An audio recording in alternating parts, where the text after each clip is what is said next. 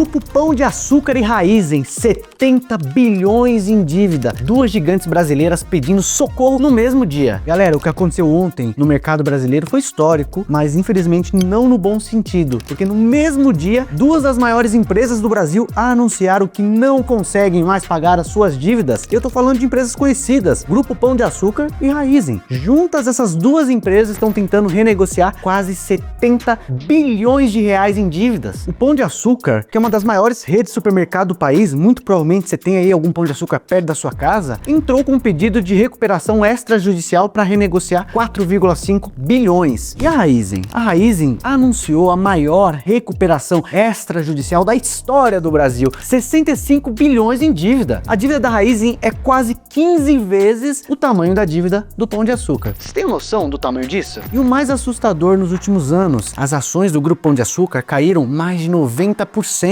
E as da Raízen caíram mais de 90% também, desde o IPO lá em 2021. Uma destruição combinada de dezenas de bilhões de reais em valor de mercado. Antes da gente mergulhar nos dois casos, deixa eu te explicar o que significa recuperação extrajudicial, porque muita gente confunde com recuperação judicial. E a diferença é importante. A recuperação judicial é quando a coisa já ficou muito feia. A empresa precisa da justiça, envolve todos os credores, bancos, fornecedores, funcionários, todo mundo, e é um processo longo, moroso, complexo, que geralmente sinaliza que o negócio está à beira do colapso. Pensa no caso de lojas americanas, por exemplo. Já a recuperação extrajudicial é diferente. É uma negociação direta, fora do âmbito da justiça, com apenas alguns credores selecionados, geralmente bancos e detentores de títulos de dívida. É mais ágil, mais reservado e mostra que a empresa ainda tem uma capacidade de negociação. É tipo assim, olha, eu sei que eu tô devendo, mas vamos sentar aqui e resolver isso antes que o negócio fique pior? Nos dois casos, Grupo Pão de Açúcar e Raízen, fornecedores continuam sendo pagos, os funcionários continuam recebendo, as lojas e postos vão continuar funcionando. O que está sendo renegociado é a dívida financeira com bancos e credores do mercado de capitais. E nos dois últimos casos, os pagamentos ficam suspensos por 90 dias, enquanto as empresas tentam convencer a maioria dos credores a aceitar essas novas condições. O caso Pão de Açúcar, né? Na terça-feira, dia 10 de março, o Grupo Pão de Açúcar divulgou um fato relevante ao mercado. Fechou o acordo com seus principais credores para apresentar um plano de recuperação extrajudicial que abrange 4,5 bilhões em dívidas sem garantia. O plano já conta com o apoio de credores que somam ali 46% do valor dessa dívida, cerca de 2,1 bilhões de reais, acima do mínimo legal para realmente iniciar essa fase de negociação. Foi aprovado por unanimidade pelo Conselho de Administração da empresa. Para você ter uma noção da gravidade, hoje o Pão de Açúcar inteiro vale 1,3 bilhão na bolsa. A dívida é mais de 3 vezes o valor da empresa. O Grupo Pão de Açúcar registra prejuízos anuais desde 2022, quando o cenário macro começou a ficar mais desafiador, né? São 4 anos seguidos queimando caixa. Em 2025, a empresa registrou um prejuízo de mais de 800 milhões de reais. E aqui vem o dado mais revelador da armadilha financeira do Grupo Pão de Açúcar. Além do lucro operacional negativo em 169 milhões, a empresa teve um resultado financeiro negativo de quase 1,3 bi de reais. A matemática ela é implacável nesse caso. Infelizmente, a conta não fecha. Para piorar, 400 milhões em dívidas vencem agora em maio. Mais 1,2 bilhão vence em julho, que está logo ali. E como que o Grupo Pão de Açúcar, uma varejista tão importante, conhecida, chegou até esse ponto? O GPA, o Grupo Pão de Açúcar, já foi uma das maiores empresas da Bolsa Brasileira. E a história começa com o Abílio Diniz, que construiu o Pão de Açúcar e fez dele uma potência. Mas quando o grupo francês Casino entrou no negócio, as coisas começaram a mudar. As decisões ficaram pulverizadas e o próprio Casino começou a ter problemas financeiros lá na França. E as repercussões chegaram até aqui. Além disso, o controlador do Casino, Jean-Charles Nauri, já tinha feito várias manobras para tentar se beneficiar em detrimento dos seus acionistas minoritários. Então a trajetória tomada pelo grupo aqui no Brasil não surpreendeu. Casino precisou gerar caixa e começou a se desfazer de ativos aqui no Brasil. Foi aí que o Grupo Pão de Açúcar vendeu aquela rede atacadista, o Açaí, vendeu o Extra Hipermercado, vendeu algumas participações. Cada venda enfraquecia o próprio grupo. A dívida líquida chegou a 6 bilhões em 2023 e dado o seu principal indexador da dívida, seu CDI, a gente imagina que em tempos de Selic nas alturas, a empresa paga juros bilionários. O endividamento foi se tornando insustentável. E além disso, houve uma crise de identidade ali, né? Como a Ana Paula Tosi, que é CEO da AGR Consultores, resumiu, definiu, né? Vai ser um supermercado premium ou vai ter foco no atacado? Enquanto o GPA se redefinia, o mercado mudou radicalmente. O modelo de atacarejo, né? Atacadão, Açaí, Grupo Mateus explodiu. O consumidor brasileiro, espremido pela inflação, né? Custos mais elevados, migrou em massa para esse formato. O modelo de supermercado começou a entrar em um questionamento existencial, né? Podendo até se extinguir. No meio de tudo isso, em 2025, o grupo Coelho Diniz assumiu como principal acionista com 24,6% das ações. André Coelho Diniz virou presidente do conselho, o CEO renunciou e Alexandre Santoro assumiu. Troca de comando no olho do furacão. Hoje o GPA tem 728 lojas, 187 Pão de Açúcar, 164 Extra Mercado, 155 Mini Extra e 221 aquele Pão de Açúcar Minuto, pequenininho. A operação em si é relativamente saudável. O EBITDA, né, o resultado operacional da companhia, vendas em mesma loja, que a gente chama de Same Store Sales, crescendo 2,7%, ainda que em um nível abaixo da inflação. O problema está principalmente na dívida que está sufocando tudo. Nos últimos 5 anos, as ações do GPA caíram mais de 90%, que é uma destruição brutal de valor. Vamos ao caso que realmente chocou o mercado, porque se Pão de Açúcar já tinha uma situação grave, Raízen anunciou algo de outra dimensão, 65 bilhões em dívidas, a maior recuperação extrajudicial da história do Brasil. Só para colocar em perspectiva, a dívida da Raízen é quase 15 vezes o tamanho da dívida do Pão de Açúcar. Enquanto o GPA renegocia, entre aspas, só 4,5 bilhões, a Raízen precisa renegociar 65. São ordens de grandeza completamente diferentes. Mas quem é Raízen, caso você não saiba? É uma joint venture entre a Cosan, do empresário Rubens Ometo, e a Shell, gigante holandesa do petróleo. E não é uma empresa qualquer, a gente está falando da maior processadora de cana-de-açúcar do mundo, da maior produtora de açúcar do planeta, de uma das maiores distribuidoras de combustíveis do Brasil, com mais de 7 mil postos Shell, atendimento em 66 aeroportos, 26 usinas de produção e dezenas de terminais de distribuição. A Raízen fez o IPO ali em 2021 e levantou quase 7 bilhões de reais. No pico, a empresa chegou a valer mais de 76 bilhões na bolsa. E hoje, galera, menos de 700 milhões. Uma queda de mais de 93% desde a abertura na bolsa do IPO. As ações que chegaram a valer R$ 7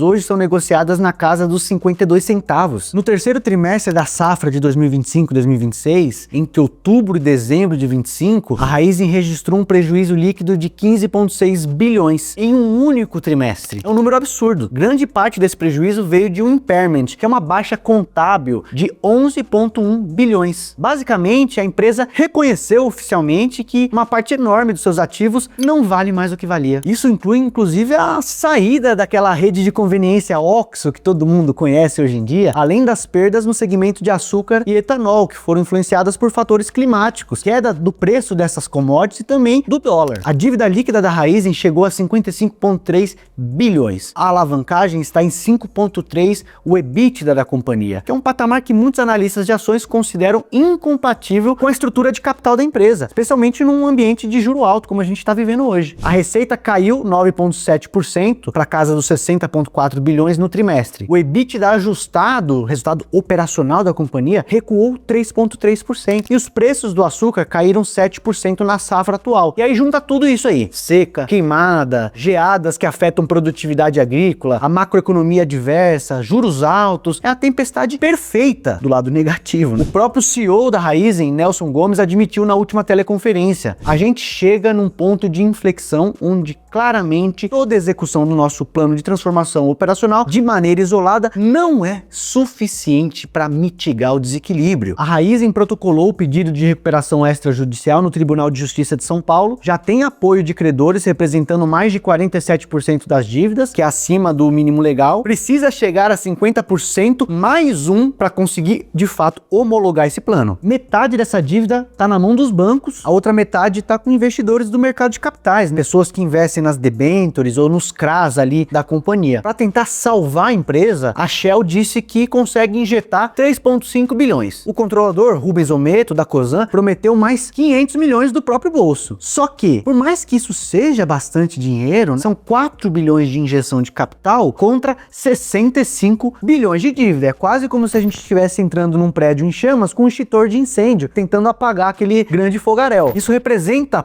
pouco mais de 6% do total da dívida. É um começo, é bom, uma boa sinalização, mas está longe de resolver o problema. O plano pode envolver venda de ativos, conversão de parte dessa dívida em uma participação acionária na empresa, substituição de dívida por novas dívidas com prazos melhores, né, que a gente chama de alongamento do perfil da dívida, e reorganizações societárias. Vai ser uma negociação longa e brutal. E para completar, nessa terça-feira, diante de tudo isso, a agência Moody's, né, que é uma agência de rating de crédito, rebaixou o rating da Raízen de CAA1 para CAA3 e ainda com uma perspectiva negativa. Isso dificulta ainda mais a tentativa da empresa de captar novos recursos, porque quanto pior o rating de crédito a empresa tem, mais caro ela precisa pagar ali para captar dinheiro com o mercado. E em paralelo, a Cosan pediu um registro de IPO da Compass, um dos braços operacionais ali do conglomerado que geram caixa, né? Uma parte boa que está funcionando bem ali no business. Em 2020 até houve já uma tentativa desse IPO da Compass, ali em uma oferta avaliada em 5 bilhões de reais, mas esse processo foi cancelado por conta de uma piora nas condições de mercado, já que os investidores precificavam a oferta já considerando a necessidade de captar recursos, né? A gente estava naquele momento subindo juros drasticamente no mundo inteiro. Agora vamos colocar os dois casos lado a lado e vai aparecer aí na sua tela uma tabelinha comparativa. Você pode pausar o vídeo para analisar com mais detalhe, né? Mas a gente já consegue perceber que o caso para as duas empresas é bastante sério. Em termos de tamanho de endividamento, a situação é mais feia pro lado da Raízen. Dois setores que são completamente diferentes entre si, dois tamanhos de empresa distintos, mas o mesmo problema central. Dívida alta demais num cenário de juros altíssimos, com operações que não geram caixa suficiente para cobrir o custo financeiro. E agora eu quero fazer uma pausa aqui, porque essa história toda me fez pensar numa coisa que eu acho muito importante. Imagina o seguinte, você é um investidor pessoa física, lá em 2021 viu a Raízen fazendo o IPO, todo mundo falando que era a empresa do futuro, energias renováveis, etanol, açúcar, distribuição de combustíveis, e aí você pensou, vou colocar uma boa parte do meu dinheiro aqui. Ou então lá atrás você comprou as ações do Pão de Açúcar, achando que era um investimento seguro, afinal, supermercado todo mundo precisa, né? Queda de mais de 90% na Raízen, queda de mais de 90% no GPA, seu patrimônio simplesmente,